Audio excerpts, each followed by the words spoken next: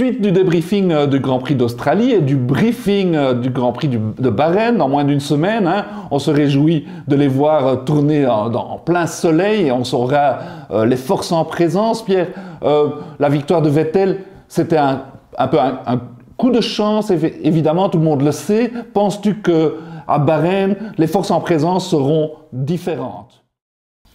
Écoute, on n'en sait pas grand-chose. Alors, ouais, ils vont pas être la grille va pas être bouleversée, évidemment. Mais c'est vrai que Sakhir, c'est un circuit beaucoup plus technique, beaucoup plus classique, avec des longues lignes droites, avec des freinages, des virages serrés, et de nouveau des longues lignes droites. Donc, déjà pour la course, je pense qu'on aura davantage de dépassement et un peu plus de mouvement dans le peloton. En qualif, bon là c'est clair que la hiérarchie, je pense qu'elle était en place avec Mercedes, qui a quand même un petit coup d'avance sur Ferrari et Red Bull. Il n'empêche que voilà, c'est un circuit complètement différent par rapport à Melbourne. Comment les teams vont aussi gérer les pneumatiques, hein, les gommes qui seront différentes. Et puis bon, c'est au soleil peut-être, mais c'est au coucher du soleil, puisqu'on sait que Bahreïn c'est un Grand Prix en nocturne désormais, et donc avec des températures qui peuvent varier, des paramètres un peu différents. Mais la hiérarchie, elle est en place, hein, c'est Mercedes, Ferrari, Red Bull, c'est très serré entre eux. Je pense que Ferrari serait un peu mieux à Sakhir, hein, c'est un circuit qui leur convient mieux.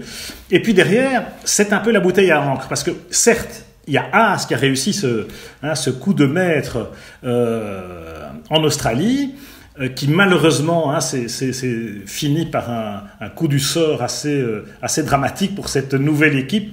Hein, ils auraient pu marquer plus de 20 points en faisant un carton plein avec les deux autos, et puis voilà, avoir une défaillance plutôt humaine que mécanique d'ailleurs sur les pit stops, c'est rare et c'est dommage pour eux. Maintenant, ils ont une tellement bonne auto qu'effectivement, ça sera intéressant de voir ce que ça donne à Bahreïn par rapport voilà, aux autres concurrents, en l'occurrence les Renault, les McLaren, qui sont en principe là, les Force India qui étaient un peu un ton en dessous à Melbourne.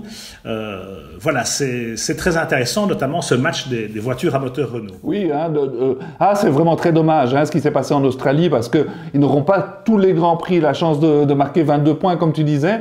Et ça soulève un débat un peu à l'intérieur du peloton, évidemment, parce que là, c'est un peu une copie de la Ferrari 2017 avec un moteur 2018. Donc forcément, ils allaient progresser, mais nous, on s'en réjouit, parce que, bon, Magnussen et Grosjean, ce sont des battants, on a intérêt à les voir devant. Moi, je me réjouis aussi de voir les progrès de chez Renault, hein, donc Hülkenberg et Sainz ont vocation à monter dans la hiérarchie, ils seront tout le temps en Q3. C'est sympa de voir qu'il y a deux pilotes enfin chez Renault capables de faire des perfs.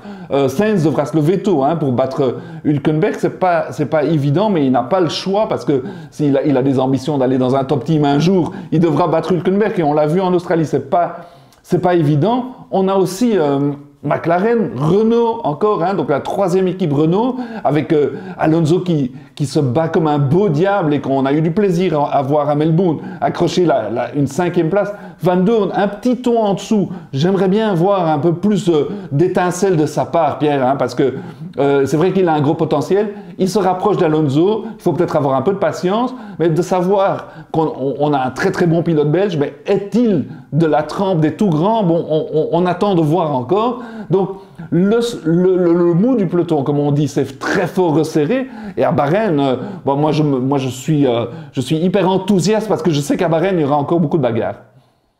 Alors c'est vrai qu'il y aura les A, certainement, parce qu'elles ont un niveau de compétitivité qui est évident. Alors est-ce que c'est pour autant une Ferrari blanche? Je pense que c'est un peu un débat. Ils sont un peu de mauvaise foi malgré tout, parce que bon, entre Red Bull et Toro Rosso, il y a quand même beaucoup de passerelles technologiques. Force India avec McLaren à l'époque et Mercedes, c'est quand même un train arrière. Tout ce qui est mécanique, électronique, etc. Boîte de vitesse, qui est partagé. Le règlement est ainsi fait. Je veux dire, Haas ne fait rien d'illégal. Tout le monde pourrait aller acheter des pièces chez le voisin. Encore faut-il que le voisin accepte évidemment de les vendre. Et même l'aéro, dire que c'est une Ferrari 2017, c'est pas exact. Alors ça se rapproche, ça ressemble, mais c'est quand même l'aérodynamique, le département aérodynamique de Haas avec la soufflerie d'Alara, etc., qui a fait cette voiture. La FIA est quand même assez stricte dans le respect des règles. Alors après, il faut peut-être revoir les règles, c'est une autre histoire. Mais les Haas, on est effectivement enthousiaste parce que c'est un nouveau team qui démontre qu'un autre modèle économique peut fonctionner. Ils ont... D'abord, c'est une équipe américaine, hein, ils ont une identité, on a besoin de ça en F1 aujourd'hui, avec Liberty, c'est plutôt, ça va dans le sens du vent.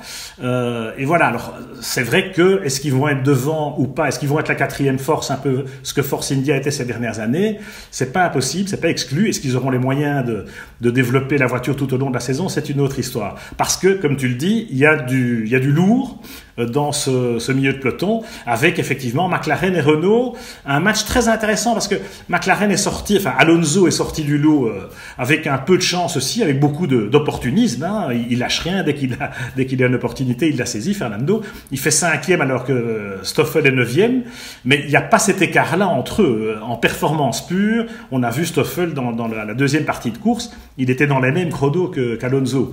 Est-ce que la McLaren est déjà devant la Renault? Ça se discute. En qualif, ça n'était pas le cas. Donc voilà, c'est assez intéressant, il y a pas mal d'inconnus.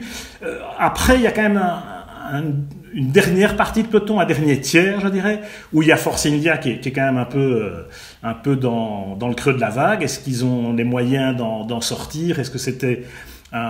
ils ont amené beaucoup d'évolutions à Melbourne, peut-être qu'ils n'étaient pas prêts ou qu'ils n'ont pas mis le doigt sur les bons réglages.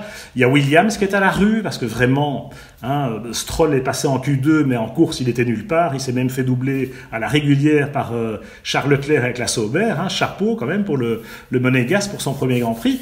Et Toro Rosso avec Honda, on attendait monts et merveilles après les essais hivernaux. On s'est rendu compte que c'était quand même un peu, je ne vais pas dire bidon, mais voilà, un peu trop beau pour être vrai. Oui, là, je suis un peu inquiet pour Force India d'abord et pour Esteban Ocon qu'on aime beaucoup ici, parce que on sent qu'ils ont régressé, pas qu'ils ont vraiment régressé, ils ont probablement stagné, mais les autres ont fait des pas de géant. Hein, donc Renault, McLaren, Haas ont très fort progressé, et donc Force India a vocation à peiner un tout petit peu. Du côté de chez Williams, c'est un peu inquiétant, parce que si pour l'instant, il compte sur Stroll, et le problème, c'est qu'on sait très bien que Stroll, une course sur deux, l'année passée, il était à 5/10 de Massa. Donc, on se dit qu'un Massa, quelqu'un de chevronné, aurait placé la Williams en meilleure posture. Tu veux parler d'un Kubica. Un Kubica, par exemple. Bah oui, pourquoi pas. Et Sirotkin, bon, il faut lui laisser le temps. Il a eu un problème pour son premier Grand Prix après quelques tours. C'est apparemment un sac en plastique qui aurait bloqué son écope de frein. Il faut lui laisser le temps. Mais chez Williams, ils n'ont pas le temps. Ils doivent marquer des points et des gros points. Et puis les points perdus seront difficilement rattrapables. On sait déjà qu'ils auront une saison difficile. Moi, je salue la performance, comme tu l'as dit, de Charles Leclerc, qui a passé à la régulière Stroll. Et pour son premier Grand Prix, il a très bien tenu son rang parce qu'il s'est qualifié à égalité avec Ericsson, qui, mine de rien, a 5 ans d'expérience. Et le Charles Leclerc, il va monter en puissance, c'est sûr, et c'est très prometteur. Nous, on se réjouit de voir cette bagarre à tous les niveaux à Bahreïn, et on sera là pour vous le commenter. C'est vrai. Et alors Charles, pour revenir un instant sur sa performance, c'est vrai que bon, il est rookie, il découvre Albert Park Melbourne, un circuit quand même très piégeux. Il a découvert un peu tout l'environnement d'un week-end de Grand Prix. Il a reconnu lui-même qu'il a commis des petites erreurs de jeunesse dans la gestion, mais par contre, quelle course hyper solide qui contraste avec un Stroll qui en course est l'ombre de lui-même par rapport au qualif et qui a beaucoup de mal à gérer les pneumatiques. On l'avait déjà vu l'an dernier à moult reprises. Sirotkin qui était nulle part en qualif, donc je ne crois pas qu'il aurait été quelque part en course. Les Toro Rosso, effectivement, pas performantes, quoi. Alors, et Gasly qui se loupe malheureusement en qualif, mais Brendan Hartley en course, il est à des années-lumière derrière. Donc il y a de quoi s'inquiéter pour eux. Enfin, mais on va suivre, que ce soit Gasly, Leclerc, naturellement Esteban Ocon. Force India, je demande à voir. Voyons ce que ça donne à Bahreïn et en Chine, parce qu'ils ont quand même une équipe qui a les capacités d'être créatifs et de réagir. Mais c'est sûr qu'ils vont déguster, parce que les teams qui sont autour d'eux maintenant, c'est McLaren, Renault, c'est vraiment du lourd. Enfin, vivement Bahreïn, parce qu'on a beaucoup d'interrogations encore et beaucoup de curiosités à découvrir. C'est F1 2018. À l'eau ou pas à l'eau. Tout à fait. Vivement Bahreïn.